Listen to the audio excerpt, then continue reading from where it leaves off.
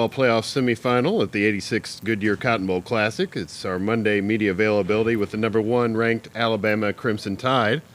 Joining us on this Zoom is Alabama defensive coordinator Pete Golding, who will then be followed by linebacker Will Anderson Jr. Also occurring at this time on a separate Zooms are interviews with defensive back Jordan Battle, defensive lineman Fedarian Mathis, and linebacker Henry Toto. Please check your email for the login information to join that session. For the media attending today, please be sure to use the raised hand function to indicate you want to ask a question. When you are called on for your question, please state your name and affiliation before asking your question.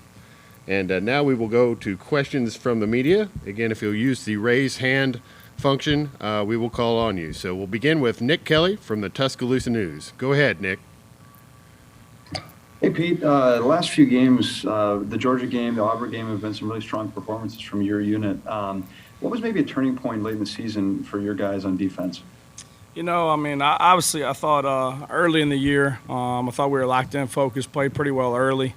Then went through a little stretch there. Obviously, the A&M game didn't execute versus a very good football team that exploited some things, I thought.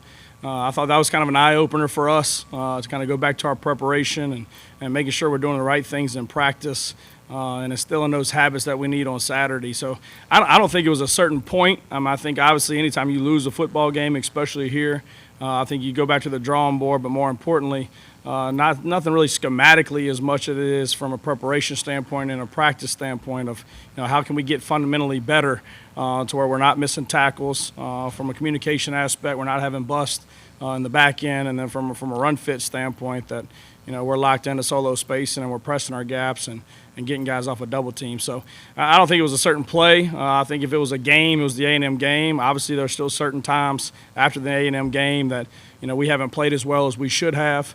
But I think that's preparation throughout the week and getting guys locked in and communicate and be on the same page for those guys to be able to play fast and play well. Our next question will come from Aaron Suttles. Go ahead, Aaron.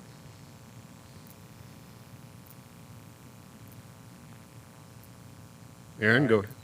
This is Aaron Souls from The Athletic. You talked about some of that inconsistency from your defense. Sometimes that was game to game. Sometimes it was quarter to quarter or drive to drive. If you look at the defense and the way they've been playing, sort of trending this last month of the season, what would you say the identity of this defense is? I think hopefully we're getting to the identity of this defense of tough, competitive people that love playing football, that play with passion, play with discipline, and play with great effort. I think obviously you can cover up a lot of mistakes, in my opinion, in football with speed and effort. And so we're not going to be perfect. Those kids aren't perfect. I'm not perfect. So there's going to be things that occur in the game where we make a mistake. But if we're playing fast and we're playing tough and we're playing physical, I think sometimes you can hide those mistakes, with effort. So I think that's something that has shown up. Obviously, there's been games where it's been a negative yardage play or we've gotten off the field on third down, and I can assure you all 11 we're on the same page and do everything correctly. But, one guy made a decision, for maximum effort and to do a great job, and, he beat his guy. So I think a lot of it comes up in the preparation aspect of it. I think, obviously, you got to get 11 guys that feel comfortable with what you're doing. Obviously, we see a lot of different things that we don't prepare for. Obviously, we prepare for everything they've done in a history of wherever they've been. And then, obviously, we put issues on tape that we've had problems with throughout the year with other opponents that we feel, obviously, they're going to try to do versus us because it's been successful. So you try to prepare your guys for everything that they could see. Obviously, they're on the chalkboard, too, drawing up new things. So, you got to have your guys comfortable within your defense to let the rules apply, when they see something that they haven't practiced against. And I think with that comes communication. And I think communication, obviously, is better with older players that have more experience, that have been in those situations. But it's our responsibility to put them in those places in practice, to show them everything, have a plan for it, be able to execute and be able to communicate. So I think that's been the biggest difference to me the last couple of weeks. Guys have been comfortable. I think there's been better communication on the field. I think there's been better effort overall to the football. And then I think we've tackled better. I think we're rallying to the ball and we're vice tackling and trying to take shots at the ball. Still wasn't where it should be. Obviously, getting the ball on the ground and creating turnovers, something obviously we're still emphasizing, something that we got to do a really good job of. But I think the preparation throughout the week, the attention to detail, and trying to practice the right way. So then on Saturday or Friday night this week, obviously, it's second nature. Okay, we'll go next to Mike Rodak. Go ahead, Mike. Pete, these Alabama coordinator jobs historically have been a bit of a jumping off point for coaches to become head coaches. Just in these last couple of years, how do you feel like you've grown as a coach and just relative to some of the opportunities that might come your way in the future? Well, obviously, I took this job, to work for the best football coach to ever coach the game, in my opinion, and so I learned something new every day. I've always been one, regardless where I was at, to be where my feet are, to do the best job where I'm at, to try to prepare our kids the best way, to develop them on and off the field. So I've always been one. I think if you do a really good job where you're at, which obviously a lot of people before me have, then opportunities will come. I promise you I'm in no rush to be a head coach. I think a lot of that is overrated. I got in this profession to develop players, to be in that room, to have fun with them. And I think sometimes, depending upon where you're at, you don't get that anymore. And so I make plenty enough money, more money than I ever thought I would coaching football, I can assure you that. So I'm in no rush. Obviously, when those opportunities come, you weigh them, as a family and see if it's the best for you and for them. But I enjoy where I'm at. I learn something new every day. We got great kids to work with. The University of Alabama is awesome to be, our support system, our administration. So I love where I'm at. We'll go next to Michael Casagrande from AL.com. Go ahead, Michael. Yeah, Pete, how do you handle criticism from fans? Well, their name ain't on my paycheck, so I really don't listen to it. But no, I think obviously, my old man was a high school coach growing up, so I think it was something I learned at an early age, from my mom. It was like, look, some people are going to love your dad, some people are going to hate your dad. So it's still your dad. You're always going to love your dad. But, I don't listen to the outside noise, to be honest with you. I think if you're a football coach and you do that, I think you get out of this profession pretty quick. You go start selling insurance and playing golf. So, obviously, there's no bigger critic on me than me. Obviously, Coach Saban does a great job and stays on top of us to make sure we're doing things correctly. But also, obviously, I want to put a great product on the field. And that comes with great preparation throughout the week, demanding that from your guys, making sure you're getting in practice, obviously schematically being sound and trying to get guys in the right place, but more importantly throughout the week, demanding it. And then I think it shows up. So I don't get caught up in it, to be honest with you. I ain't no big media guy or all that type of stuff. I try to work my butt off and put our kids in the best position that we can for success and try to coach them throughout the week. Okay, we'll go to Katie Wyndham from Bama Online, Bama Central. Go ahead, Katie. Coach, last time we got to talk to you at the beginning of fall camp, you said that Henry To'oTo'o as a transfer was above and beyond from a leadership standpoint, what you'd ever seen in a transfer. What did you kind of see in him at that time to know that? And then how big has he been for your defense, both from a leadership and ability standpoint this year? Yeah, I think from a leadership standpoint, I think a lot of it, is based kind of on your personality. And the one thing that I was impressed about him when he came in is he soaked it all up. He didn't come in the first day trying to tell folks what to do. He came in and kind of was aware of his surroundings, worked his butt off, and tried to work harder than everybody else and tried to learn the defense. And he tried to learn our players and how we do it here and what's the expectations. And then I think once he got a grasp of that, then he decided to lead. And Henry's one of those guys that he's going to try to prepare harder than anybody else. He's going to try to work harder than anybody else, and he's going to try to practice harder than anybody else. But what he does is he brings people with him. And so, he's going to go to those backers. That third week he was there, and he's like, hey, you know what? 4 o'clock today, this is in the summer. I'm getting some extra tape. If y'all want to come on. And it was a couple guys the first week, and then it was a couple more the next week, and by the end of the summer, it's all of them. And I think that's one thing. He's a by-example guy, but guys appreciate how hard he works and how much he loves the game and what he puts into it. And so he naturally, I think people gravitate towards him. And I think he can bring people places they can't bring themselves. And I think that's leadership. But he's not one of those guys that's going to curse them out and grab them by the face mask and do all those things. I think it's by example and studying hard and preparing hard and practicing hard. And I think people see that turn into success on Saturday. Not always like he wants it. He makes mistakes like everybody else. But I think from his energy, his effort, his attitude, I think people want to mimic that. And I think he brings people with him. Okay, we'll go to Charlie Potter from Bama Online. Go ahead, Charlie. Yeah, hey, Coach. Last year you talked a lot about Will Anderson as a freshman and just how impressed you were with him on and off the field. This year, obviously, his stats speak for themselves, but he stepped up as a leader as well. Just Have you ever seen anything like what Will has done these past few months on the field, off the field as a leader for your team?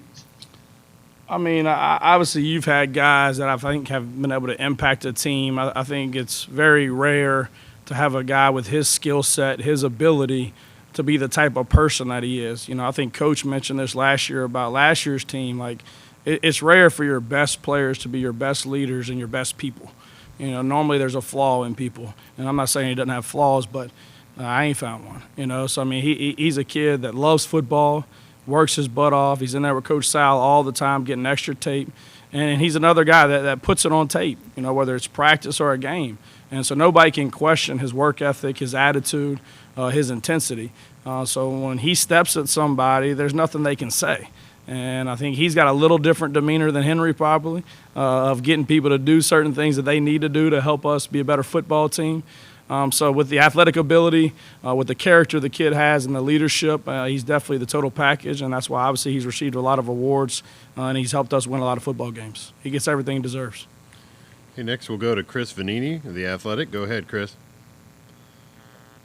Yeah, Pete, want to ask about Cincinnati and Jerome Ford, who you were briefly with there at Alabama, and his ability to hit big plays, but also quarterback Desmond Ridder. Curious what you see out of those two guys. Yeah, I mean, I think obviously they're undefeated for a reason. I think they're coached extremely well. I think they got a very good scheme. I think they use all 11, meaning they run their quarterback as well.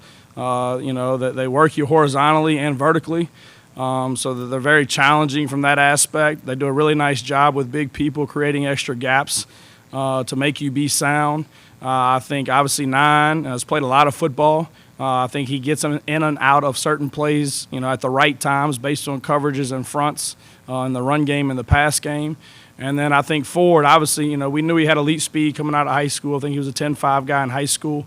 I think he's gotten a lot stronger. He's got a really strong lower body, has a lot of yak yards. He's got good balance and body control. I think he's got good vision. They'll still use him out of the backfield. And then they got some guys on the perimeter as well, with 12 outside that, they say it's a 50-50 ball. It hadn't been with him all year. They throw it up and he goes and gets it. And then, they got those two tight ends that are extremely long, that have really big catch radiuses that they use in the pass game and in the C area blocking. So they're a very successful offense. They do an extremely, good job. They're well coached. So we got our hands full for sure. Okay, next we'll go to Tony Selakis. Go ahead, Tony. Hey, Pete. Just what have you seen from Jalen Armour-Davis in practice? And then how key is he in stopping this big passing attack that you just kind of talked about in Cincinnati? Well, obviously, Jalen for us has, had a lot of experience in games. He's a smart football player. He's instinctive. He's one of our longer corners with top-end speed. So, we're playing longer guys this week that can run, can go up and catch the football. They're a multiple offense and create a lot of formations by motions and shifts. So, obviously, the experience that he's had and the understanding of our defense and the composure that he has, we need. So, he's practiced all week. I mean, he's looked well to me, so it's good to have him back. Okay, next we'll go to Mitch Lucas. Go ahead, Mitch. Hey, Pete, I am Mitch Lucas from the Kilgore News Herald in Texas. After watching about every Alabama game this season, one of your biggest losses to injury, it appears to be Josh Jobe. How will you guys get over the loss of Jobe for this game? Yeah, I mean, I think it's whether it started last year or every year in football, you're going to have some guys go down and then throw COVID on it, So I think you got to develop the bottom of your roster, which I think Coach does, an extremely well and good job at, especially in camp and throughout the season of how we practice. So I think we got a lot of guys with bank practice reps, and what we're doing. We've got some guys with game experience, earlier in the season with some games that we got up on. So it's next man up around here. We don't control that. We don't control the injuries. We don't control COVID. So it's next man up. So we've got guys, at the corner position, whether it be in Kool-Aid or some other guys that have played in games, have started games. And so they're going to have to step up. There's no different for them. They got to lock in. They got to focus. Got to be able to play the next play. And, when their number's called, they got to be able to compete and contest the play. And so I think we're ready. I think we got guys ready to play. Coach, we'll take one final question from Carrie from WVTM. Go ahead, Carrie. Hey, Coach, how are you? Good. I wanted to ask, obviously, we can't talk about any of this in the college football landscape without mentioning COVID. And I just want to know, do you have a preference, or what would that preference be during this time to kind of have this limited access to all this extra stuff and all those extra distractions? Or do you like that, stuff normally for bowl weeks? You know what? It kind of reminded me of fall camp. We had I can't remember what exactly it was, but like the second week of fall camp, we kind of revamped and went to mask and all those things. And it reminded me of last year. And that's what I brought up to our players. So, you know what? I said last year, a lot of guys made decisions to give up everything outside of this facility for one common goal. And it was an entire team. And it was going out, it was being with their family at certain times, to work their butt off, to play for each other for one common goal, and that was to win a championship. And so I think that's what it brings me back to. I think that's what it brings our guys back to. We've been here before. We've done this before, with the pandemic.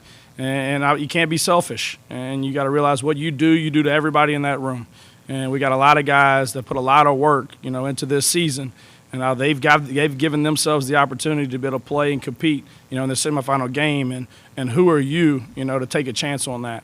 And so I think we've been through this, which has helped. I think we got very unselfish guys. I think we got good leadership on our football team. And they stood up the other day and was like, you know what? One guy on our team said, I've never experienced a bowl week, but I have experienced to get a national championship ring. He said, that's what we're here for. And so I think bowl games are a great concept, but, we're playing to win a championship. And in order to win a championship, you got to win this game versus a very quality, good football team. And so if our entire focus of every individual on our team is not on that, then we're not going to give ourselves our best chance. And so having been there before, I think our kids understand that through great leadership, obviously of Coach Saban, but then through leadership of our team. And I don't think they're worried about going to the Cowboys game. I don't think they're worried about Six Flags. I think they're worried about what then they do consistently, play in and play out, to put the best product on the field to be able to win the football game. And I think that's not easy, especially with guys at that age. But having been here and the culture that Coach Saban has set, that's what's expected. And that's what these kids expect. Coach Golding, thank you for your time. Appreciate it. We'll just get linebacker Will Anderson up here in just a moment.